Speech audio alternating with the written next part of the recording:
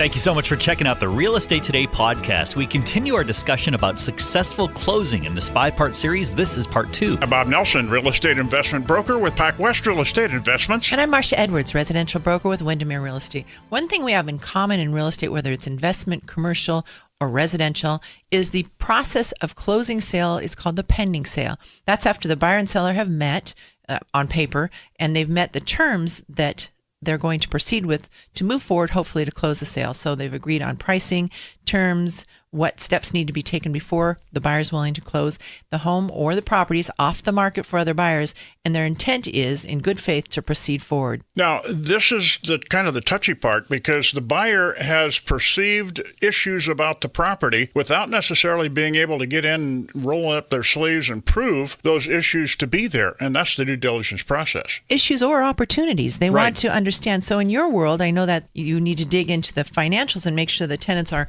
paying what was represented in a general sort of way, and that the delivery of the dollars, the investment that you're anticipating, is truly there. And if it's not, here comes the adjustment. And that's the adjustment that the seller really doesn't want to hear. But unfortunately, the buyer is most likely going to do once they've identified the actual condition and issues of title of the property. That's right. So in title insurance, talking about the title side of things, there are attachments to a property, like an obligation to pay your property tax, that don't show when you view the property, but will show up in the county records. And at the same time, at closing, if the property taxes are in arrears, certainly that would be taken out of the seller's proceeds. The property tax is brought current, and that type of situation is solved. The issues that are touchy, easements that have been recorded that are in a bad place as far as the buyer is concerned, those are issues that probably can't be resolved. So you'll see as a buyer a preliminary title report, which lists the things that are attached to that property.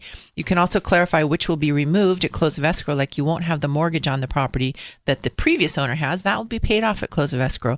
But there's other things that will remain attached to property, like the easements you mentioned, like the obligation of property taxes. But you want to take a good look at that, and that's part of your due diligence. We'll talk about the other things to check out while you're pending sale and before you own the property next program. I'm Marcia Edwards, Windermere Real Estate. And I'm Bob Nelson, real estate investment broker with Pacwest Real Estate Investments.